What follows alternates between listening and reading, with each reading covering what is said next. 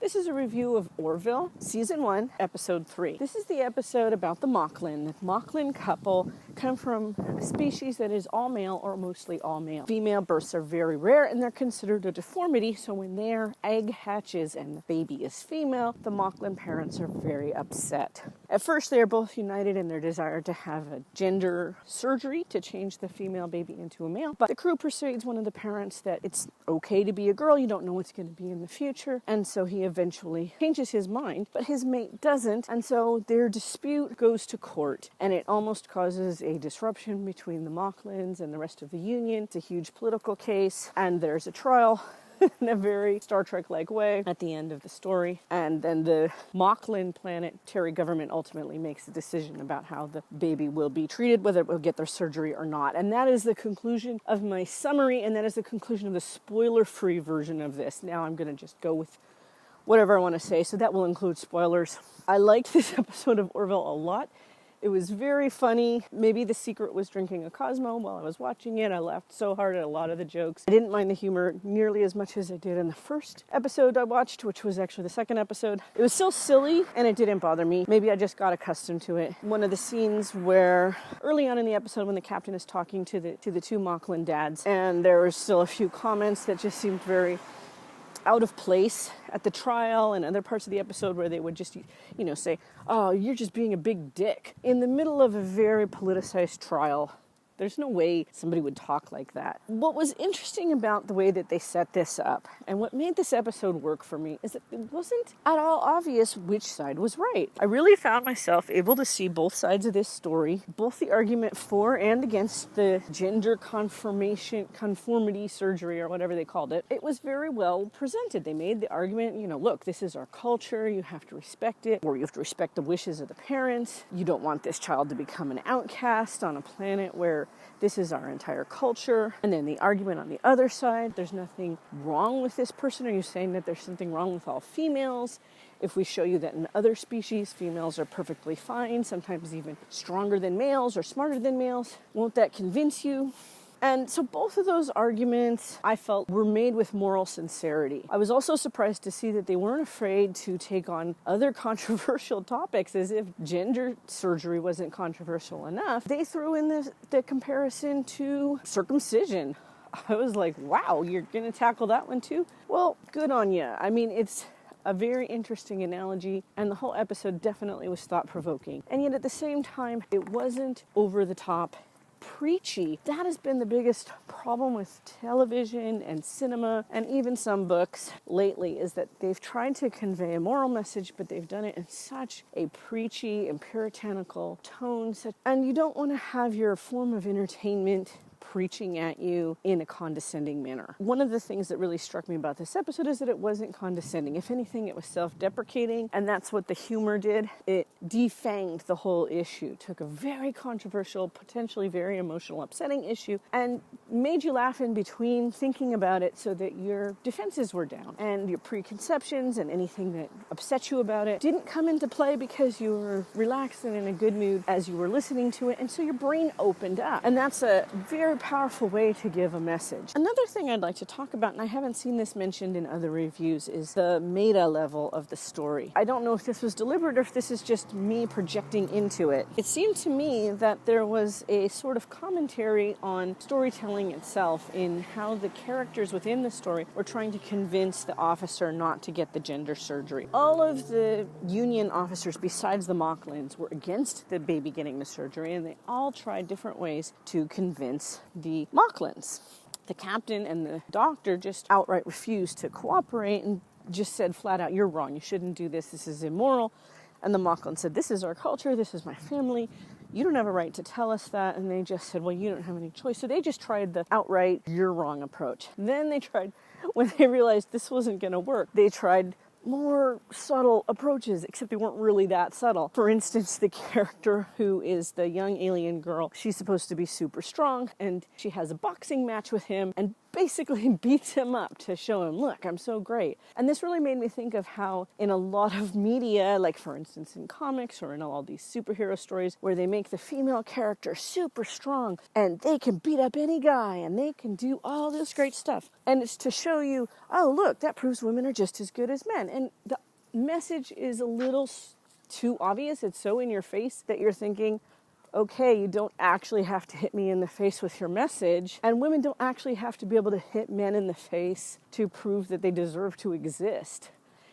You know, what kind of message is that anyway? If you're physically weaker, you have less of a right to exist. And then they referred to that too in another funny joke where a Mocklin from the ship says to the captain, "Are you aware of how weak you are?" And the captain replies, "They have anti-bullying laws named after me, so yes, I'm aware." I laughed at that. That was funny. They also had another kind of gender joke just slyly thrown in there. And again, I don't know how closely related to the plot this was supposed to be, like they actually thought it through, or if they just thought of the joke and they put it in this episode because why not? But it did seem like a poke at gender, a poke at gay versus heterosexual kind of expectations when they had this scene in the holodeck where they're playing a game and the characters are supposed to be cowboys in the Old West and they're challenged to a duel, and the captain is saying, so you mean like a showdown where we're gonna shoot guns at each other? And Bandito says, "No, I mean a dance contest." And I laughed really hard, partly because in my series they have dance contests. It's a real thing. But anyway, that was just another thing that was so silly, and it might have bothered me the first time I watched this series, but I'm not sure.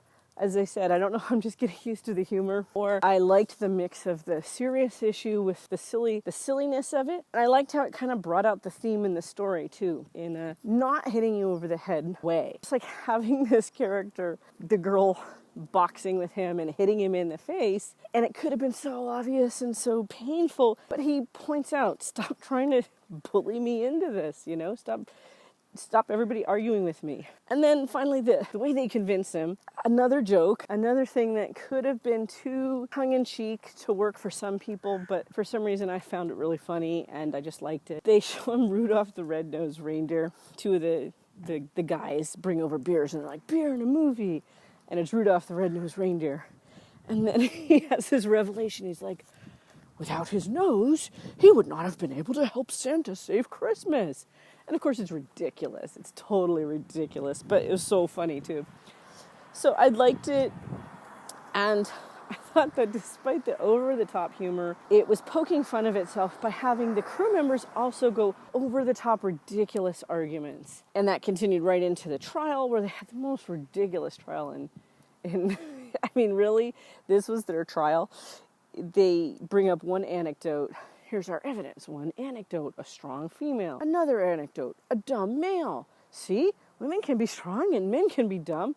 I feel again like this is exactly what you get in very crude media, comics or movies or books, where they're trying to prove a point that girls are just as good as boys. And so the way they do that is they make all the male characters idiots and they make all the female characters like hyper strong and military and they can beat anybody and they're always assassins, even though you don't always see them kill anybody. And that's just so crude, right? So I felt like either they were doing it or they were making fun of the fact that that's the kind of arguments people make. And I'm not sure which it was, but for me it worked. For me, it felt like the underlying seriousness of the argument is actually able to come out in a better way because of the humor that overlies it.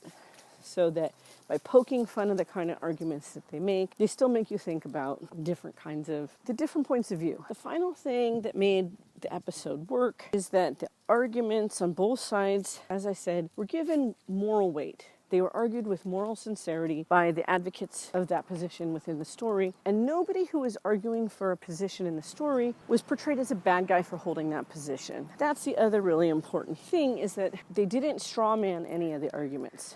They steel-manned them. They made the best possible argument for both sides of the case. And then they left you in this moral conundrum. And even at the end of the episode, they did have to choose, obviously, whether the baby was going to become a boy or a girl. But they didn't really close down the answer of whether this was the morally right thing to do or not. And I thought that was also very well done and very subtle. And the character will presumably continue to be a character on the ship since the family stayed on the ship. So we might see something more about this in the future. That was interesting.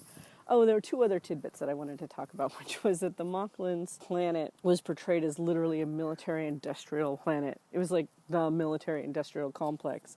So I was wondering, is this supposed to be a joke about what a planet run by all males would be? They're just an entire industrialized planet that makes military weapons, and they just test them all the time on their own planet. And then the other funny part about that was sort of poking fun at our gender stereotypes and such was that, of course, all relationships on this planet are between two males. And during the trial, one of the males is asked about his first date. And in response, he describes a first date, which is they get together. I think they had dinner like normal people would have on a first date. And then the rest of the date is they go and they play combat first-person shooter games.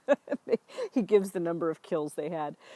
And the lawyer asks, "Oh, don't you want your son to have this great romantic experience?" That was very sly and very funny. First date where you go do first-person shooting. Now, I have to say that not my first date and not my second date, but one of my early dates, my husband and I did go first-person shooting. Well, he took me to Dave & Buster's. So I enjoyed that moment. I was also thinking as I was watching this, if it had been Star Trek, what if this were Star Trek? If they had decided to make the Klingons an all-male species just because they wanted to bring up what is it like to have an all-male species, and they were going to just take an already existing species and suddenly make them this way, I would be upset by it, just like I'm upset by how Discovery has decided to make the Vulcans into suicide bombers, even though that's literally the most illogical thing I could think of for Vulcans to do. That's so stupid. So stupid. But I don't think I would have liked it if they decided, hey, Klingons are going to be all-male species, because that doesn't keep with what we know about Klingons. Up until now, they have females. Even if we don't see as many females because of who the Federation people are likely to meet, they do have females. On the other hand, if they wanted to introduce a species called the Moclan into a Star Trek universe and have them be an all-male species, then that would work. It just got me thinking about how you work with the canon versus how you work with starting a new canon. If you already have a specific species that does something, then you want to establish that that's how it continues to work. In the future, if somebody were to make more Orville episodes or a new Orville series, and they took the Moclan and suddenly they were half female, that would be annoying. This is what I don't understand about the people who are making Discovery. Just honor the canon. If you want to do new things with new species. That's not that hard to understand. And if you have situations where characters are doing something, they don't necessarily have to be evil. It's a more powerful story to tell a story like this in the Orville, where you have two powerfully moral positions being argued passionately by two good characters. That is the strongest kind of conflict you can give to any story. So I definitely like this episode, and I'm definitely going to keep watching the Orville. It's going in a great direction, and I'm liking it more and more as I watch it. So I'll tell you how I feel about the next episode when I watch that. I'm going to try and catch up with the episodes that have been shown so far as fast as I can. All right.